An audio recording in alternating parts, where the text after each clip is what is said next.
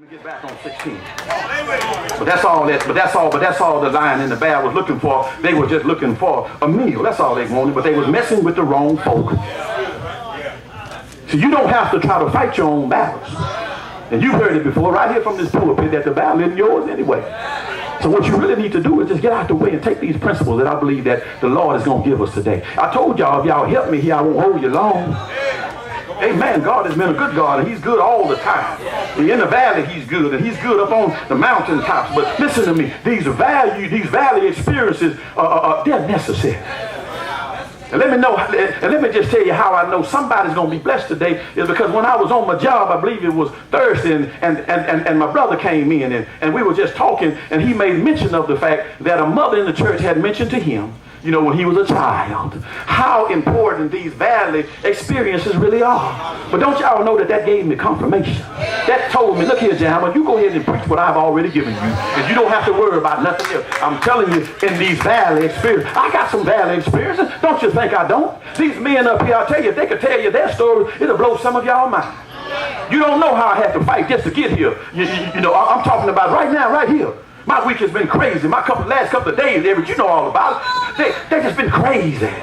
But while I was in the valley, I took the principles of God. I took the principles in which I'm looking at right here in the text. And I used these principles because I had a father named, his name wasn't Jesse, but he was just like Jesse. Because Jesse taught his son how you handle, how you handle your valley experience. Because listen, mountaintop experiences, they only last for so long anyway. Because God, listen to me, you can't get no orange juice out of the orange without squeezing it. Don't y'all know that?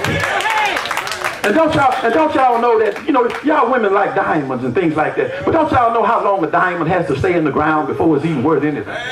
All is basically the same way. All I'm trying to tell you is that our valley experiences, listen, New Bright Star and friends and relatives, they are necessary.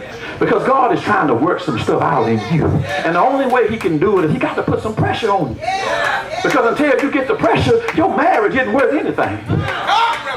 Come on here, y'all. I wish I had some more time, but I don't want to hold you too long. Because see, I learned, in school, Tina, that listen, I have 15 to 20 minutes to drop what I'm going to drop on you. Because after that, you somewhere else. And so I have to do now, what the Lord has called me to do, and I got to be swift about it, and I got to be careful about how I do what I do. Because I hadn't studied this lesson. I hadn't done all that I've done to come out here and to drop some word, drop some seed on the ground. I ain't talking about no seed money. I'm talking about in your living. To drop this seed here on the ground and nobody picked up the seed. Because I've been picking it up the whole time. The whole time I sat down and studied. Brother Porter, Sister Porter, that's a seed there. And the seed comes in the word. And all of a sudden it just start taking root in you. And it just starts growing and God started getting the glory. But God's got to get the glory, I'm telling you. You got to give God the glory. There's value in these valley experiences. Listen to me. The animals were looking for food. But listen to this. David was looking for an opportunity to express God. So why are you hurting? And stop lashing out at folk because things aren't going right. So now you done put some pressure on everybody in the house. You done put pressure on everybody on the job now because you in the valley. And the fact of the matter is, if you do what David did when he was in the valley, you will come out a whole lot faster.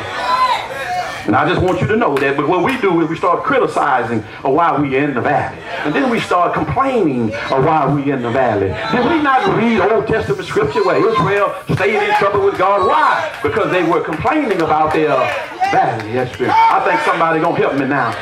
God bless you today. But listen to me. But these valley experiences, Pastor, they are absolutely necessary. Because God, listen to me, because God isn't through with you.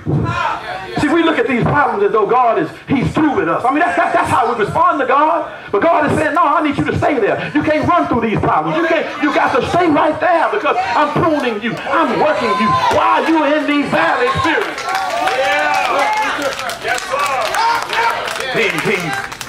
He's working some things out in our valley experience. But now here comes the nuggets right here. Because I believe that I'm not the only one. These men up here, we're not the only ones that's in the valley. But see, but I want you to really listen to what I'm about to say here right now. Because see, the tools that you use while you're in the valley, they determine how long you're gonna stay in the valley.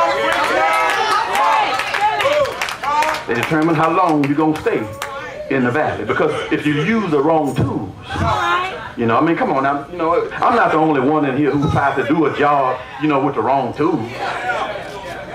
I know you have. But the Lord, but listen to me. But it's important to use the proper tools. And listen to me. Paul says in 2 Corinthians 10 and 14, this is what Paul said. Paul said the weapons of our warfare, they are not carnal, but they're mighty through God to the pulling down of what? Of strongholds. Thank you, sister. I hear you helping me right there. But listen to me. But here's the keys right here. They're found in Galatians 5. Yeah, all right. Yeah, they're called the fruit of the Spirit. Now, some of you are wondering right now, well, what does that have to do, you know, with a valley experience? It has everything to do with your valley experience. Because the 9 fruit of the Spirit, I just want to name a few of them here. One of them is love. So listen to me, while you are in your valley experience, you got to love your way out of here. And that's why some of us want to run, because when we start running, Mark Scott, you know, we don't have to say I'm sorry. We don't have to say, you know, I love you and really mean it. Because listen to me, if I really love you, Reverend Collins, I don't care what nobody say. I'm going to not only seek your good, but I'm going to do good by you. I'm talking about real love. That's number one. What you have to have when you're in the valley. These 9 fruit of the Spirit. And when you get a chance to visit them, I think they're in Galatians 5 and 22 and 23. I believe that's where they're found. But I'm telling you, spend some time right there. Because until you can get these principles, you will remain in the valley. And it's always going to be one thing after another. Who was it that wrote that song that said, if it ain't one thing, excuse me, children, that's wrong English. But if it ain't one thing, then it's always another. And I want you to know that that's a very true statement. But also in the valley, you have to exhibit some joy.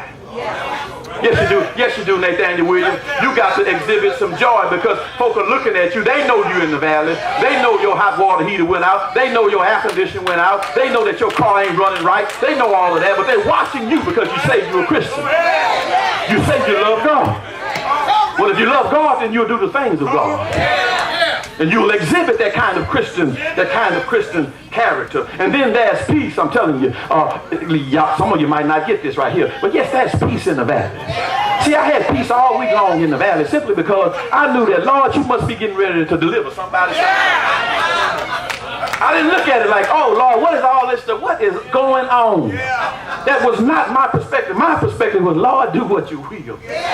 Satan, is that all you got?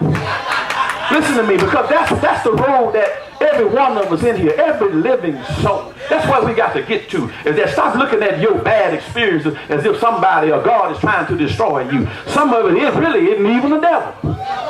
You know, you've heard about Job, hadn't you? God used Job because he knew that Job would hold up for most of his valley experiences.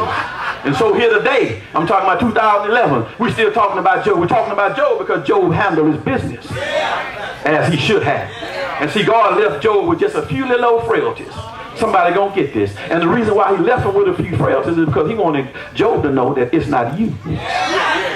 See, some of us have done some dumb, stupid stuff. Can I say that? But we didn't understand that God let you do just what you did. Because he wants you to understand that, listen here, that without my power and without my might, you are nothing. And you can do nothing. And so in the valley, you know, we talk about love, we talk about joy, and we do know that that can be peace in the valley. But listen to me, but here's the part I love about the 9. It talks about long suffering. If you're not suffering right now, then look at here, then I don't know what kingdom you really need. You know.